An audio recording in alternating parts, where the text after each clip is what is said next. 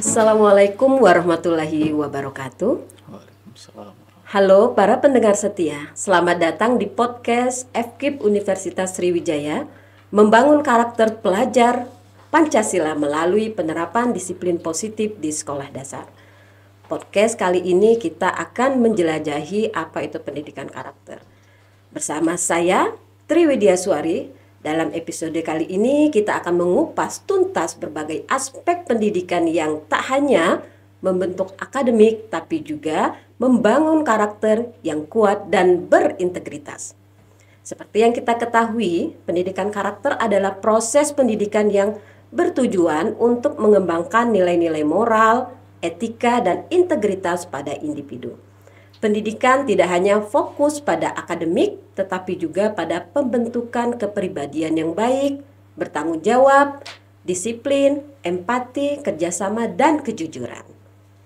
Bersama saya sudah ada Bapak narasumber yang luar biasa, yaitu Bapak Muhammad Nur Aula, seorang guru inspirator dari SDN 11 Sekayu, yang juga seorang guru penggerak angkatan 3 tahun 2022 yang telah sukses menerapkan disiplin positif di sekolahnya.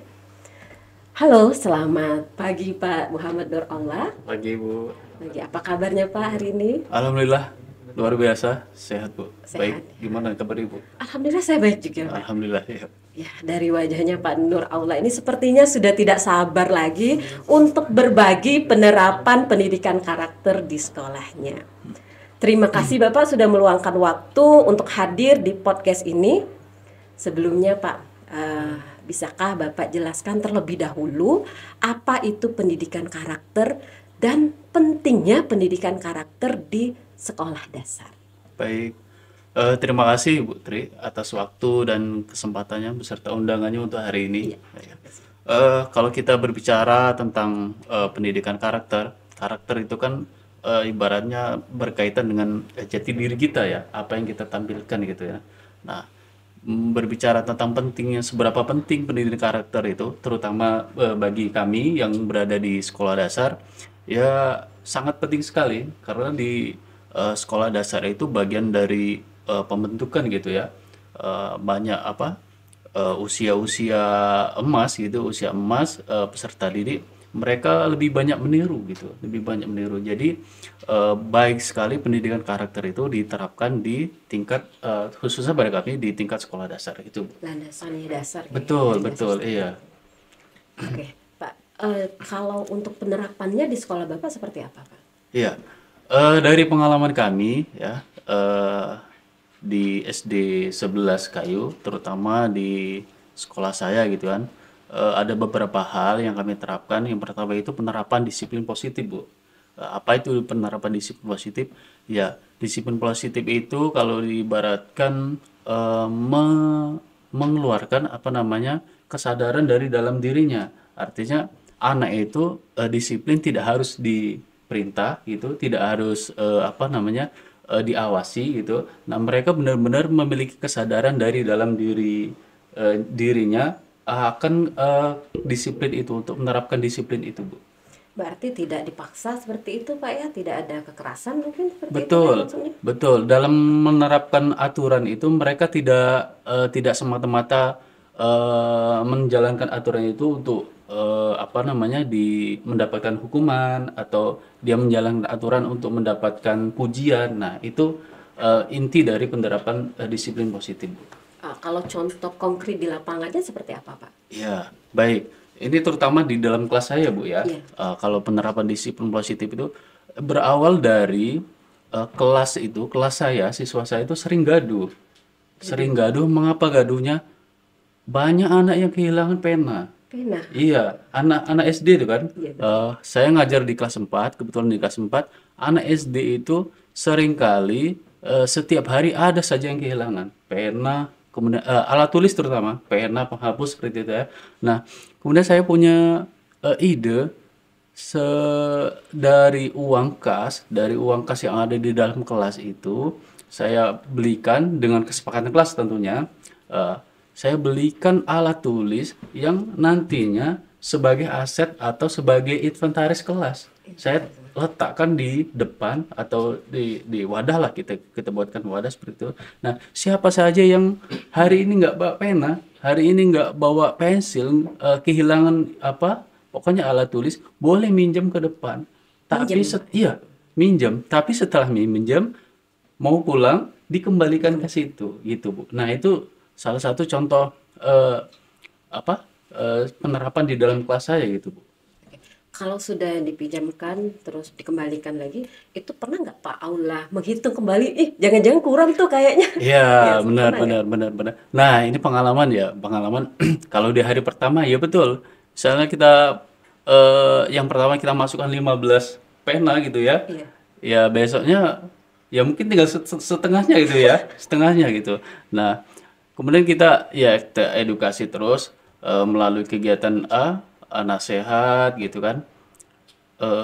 Bahwa kalau misalnya kita timbulkan kesadaran, gimana sih kalau misalnya kita nggak ada pena, gimana kalau nggak bisa nulis gitu kalau nggak ada pena. Sedangkan kita sudah sediakan di depan, kita sediakan alatnya gitu, tinggal dijaga. Nah, siapa yang mau pinjam, ya tinggal diambil di depan. Kemudian kalau sudah dikembalikan. Nah, itu kan untuk kebaikan kita sendiri. Nah, kita menimbulkan kesadaran-kesadaran itu bagi anak itu, Bu.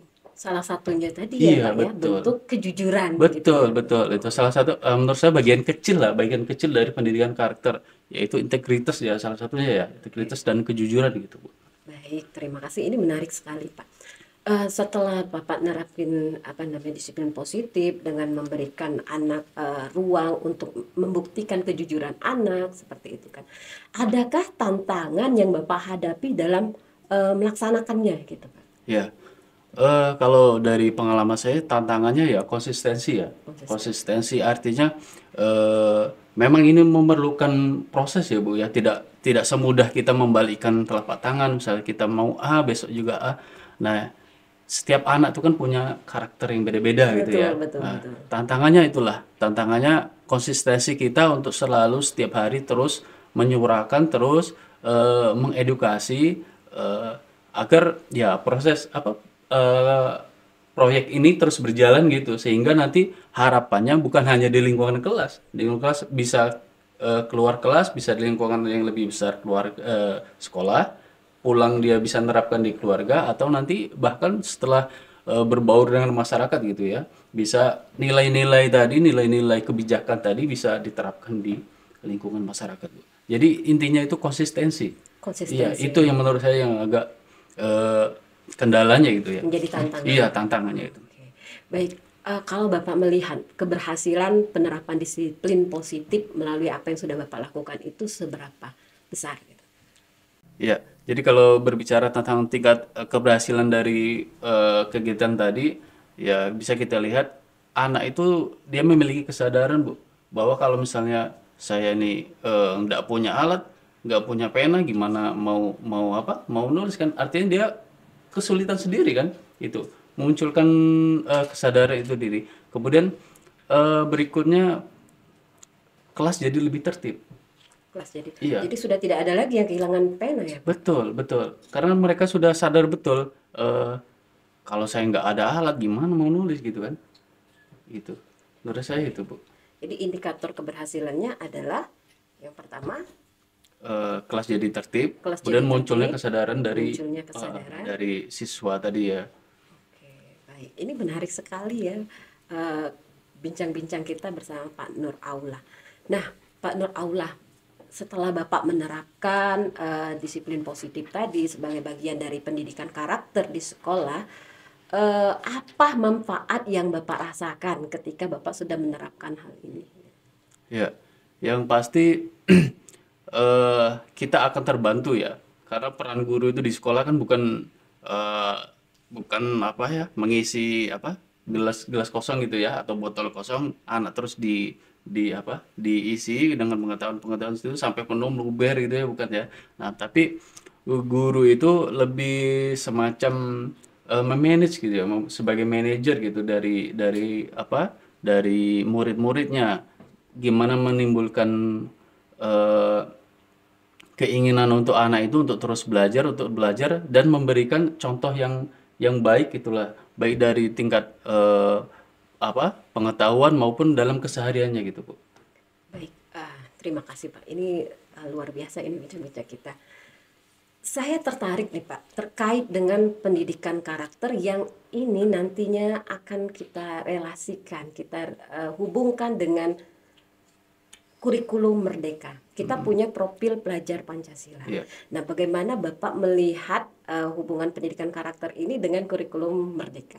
Iya, memang ya Kemendikbud melalui Pusat Pendidikan penguatan karakter itu salah satunya mengeluarkan tiga program khusus, tiga program unggulan, salah satunya melalui P5 gitu ya, P5. Nah, kaitannya ya sangat baik sekali ya. P5 ini diterapkan di sekolah untuk meningkatkan meningkatkan pendidikan karakter yang ada di sekolah. Itu bisa dilakukan lewat kegiatan-kegiatan baik dari ekstrakurikuler gitu ya, misalnya dalam kegiatan kepramukaan atau disisipkan dalam kegiatan pembelajaran di dalam kelas. Nah, itu baik sekali untuk keberlangsungan daripada pendidikan karakter. Karena jati diri bangsa itu akan terlihat gitu kan dalam rangka menyongsong Indonesia Emas di 2045 itu ya kita harus memiliki jati diri berupa karakter tadi yang tidak boleh luntur oleh kebudayaan ataupun pengaruh teknologi yang semakin hari semakin luar biasa gitu Bu ya. Ya, menurut saya itu Bu. Oke, baik Pak. Jadi kalau tidak mengingat waktu ini tentu kita akan kebablasan terus ini ya.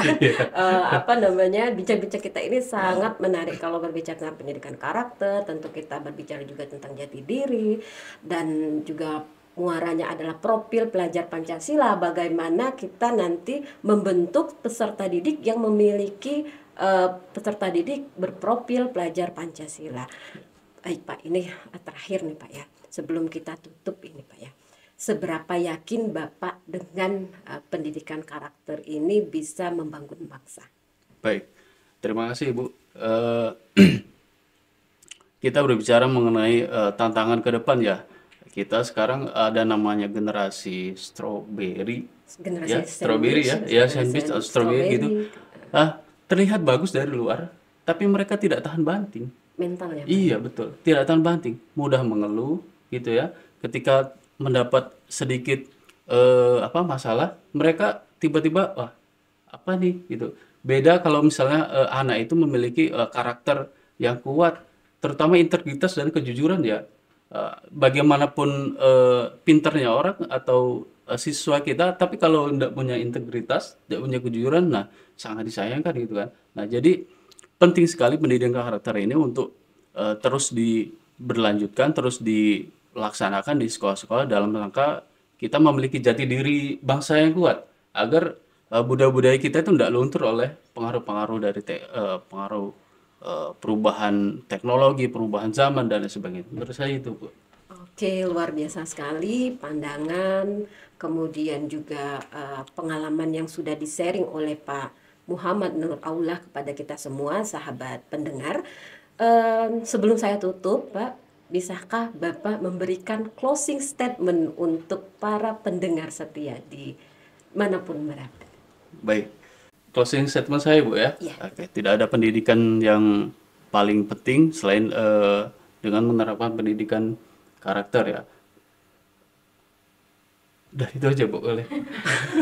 Oke, baik. Terima kasih Pak Muhammad Nur Aulah atas waktu dan pencerahan-pencerahannya kepada kita semua. Baik sahabat pendengar, kita tiba di penghujung acara, penghujung penutup podcast kita. Aristoteles mengatakan, mendidik pikiran tanpa mendidik hati bukanlah pendidikan sama sekali. Terima kasih sudah mendengarkan podcast Mencerdaskan Bangsa Membangun Karakter. Sampai jumpa di episode berikutnya. Saya Tri Widyaswari, pamit undur diri. Sampai jumpa.